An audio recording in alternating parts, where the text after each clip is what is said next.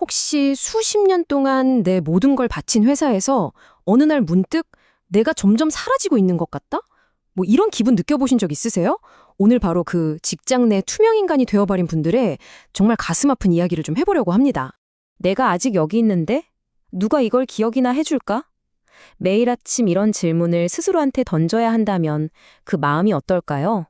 상상만 해도 정말 가슴이 답답해지는데요.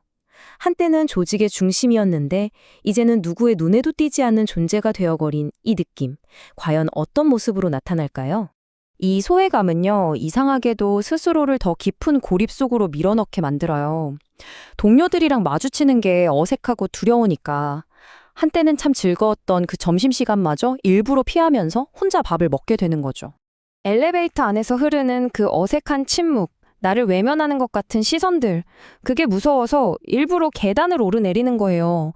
정말 그 짧은 순간조차 마주치고 싶지 않은 거죠. 심지어는요, 화장실 가는 것까지도 사람이 없는 시간을 골라서 가게 됩니다. 이 모든 행동 하나하나가 바로 보이지 않는 존재가 되어버린 한 사람의 깊은 고립감을 보여주는 아주 아픈 신호라고 할 수 있습니다. 아니 대체 어떻게 한 사람이 수년을 헌신한 이 공간에서 보이지도 들리지도 않는 사무실의 투명인간이 되어가는 걸까요?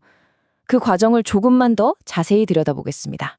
이 과정은요, 마치 물에 서서히 잠기는 것처럼 아주 천천히 하지만 확실하게 진행됩니다. 회의에서 아무리 좋은 의견을 내도 점점 묻히고, 복도에서 마주치는 동료들의 인사도 그냥 건성으로 변해가죠. 한때는 조직의 핵심이었는데 이제는 누구도 주목하지 않는 그냥 주변 사람이 되는 거예요. 수십 년 쌓은 경험은 더 이상 가치를 인정받지 못하고요. 결국 개인은 깊고 깊은 고립감 속으로 빠져들게 됩니다. 근데요, 왜 이 보이지 않는 소외감이 마치 칼에 베인 것처럼 이렇게까지 아픈 걸까요? 그 이유를 한번 심리학적으로 깊이 파고들어 보죠. 사실 핵심은 아주 간단합니다. 우리 인간은요, 혼자 살 수 없도록 태어났어요. 우리 안에는 다른 사람과 관계를 맺고 싶어 하는 아주 근본적인 욕구가 있다는 거죠. 그 첫 번째가 바로 소속감에 대한 욕구입니다. 우리 모두는 어떤 그룹의 일원으로서 나는 여기에 속해 있구나. 나는 이 팀의 중요한 사람이구나. 이렇게 느끼고 싶어 하잖아요. 다음은 통제의 욕구인데요. 이건 뭐냐면 내 일에 내가 영향력을 미치고 또 저 사람 참 유능하다 이렇게 인정받고 싶은 마음이에요. 내 능력에 대한 존중과 아주 깊이 관련되어 있죠. 그리고 마지막으로 정서의 욕구가 있습니다. 다른 사람들과 따뜻한 관계를 맺으면서 나는 사랑받을 만한 가치가 있는 사람이야 라고 느끼고 싶은 어쩌면 가장 인간적인 갈망이라고 할 수 있겠네요. 자, 정리해 볼까요? 바로 소속, 통제, 정서. 이 세 가지 기본적인 욕구가 직장에서 채워지지 않을 때 우리는 정말 극심한 고통과 불편함을 느끼게 되는 겁니다. 투명인간이 된다는 건 이 모든 욕구가 한꺼번에 좌절되는 최악의 경험인 셈이죠. 그런데 말이죠, 이 고통을 조금 다른 각도에서 볼 수도 있습니다. 철학자 하이데거는 바로 이 괴로운 경험이야말로 사회가 우리에게 강요하는 가짜 나에서 벗어나서 진짜 나 자신을 찾으라는 내면의 신호일 수 있다고 말합니다. 오히려 기회라는 거죠. 자, 이제 관점을 확 바꿔보죠. 이 문제는 그냥 한 개인의 불행으로 끝나지 않습니다. 이걸 방치했을 때 회사가 치르는 대가는 생각보다 훨씬 커요. 왜 이게 아주 중요한 경영 문제인지 한번 알아보겠습니다. 이건 분명히 해야 합니다. 한 사람을 의도적으로 소외시키는 것, 이건 그냥 사회성이 부족한 문제가 아니고요. 명백하고 심각한 직장 내 괴롭힘 행위입니다.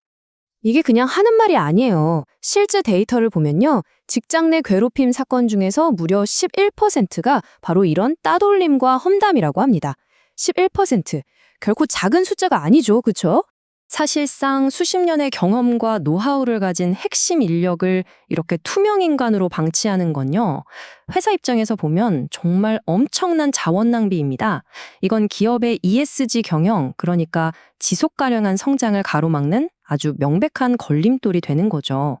자, 그럼 이 어둡고 긴 터널을 어떻게 빠져나올 수 있을까요? 지금부터는 다시 나 자신을 되찾기 위한 구체적이고 또 실천적인 처방전 세 가지를 함께 알아보겠습니다. 해결책은 이 세 가지로 요약할 수 있습니다. 첫째, 지금 내 일에 충실하기. 둘째, 사람들을 피하지 말고 꾸준히 만나기. 그리고 셋째, 이 시간을 내면을 가꾸는, 즉, 내 마당을 쓰는 기회로 삼기. 자, 하나씩 자세히 살펴볼까요? 첫 번째 처방에 대한 지혜는 한 옛날 이야기 속에 있어요. 사형 선고를 받은 재상이 왕에게 이렇게 말합니다. 1년만 주시면 왕의 백마를 날게 만들겠습니다. 사람들이 다 미쳤다고 했죠. 그러자 그가 말해요. 1년 안에 왕이 죽을지, 내가 죽을지, 아니면 정말로 말이 날게 될지, 그건 아무도 모르는 일 아니오? 핵심은 이거예요. 미래는 예측할 수 없다.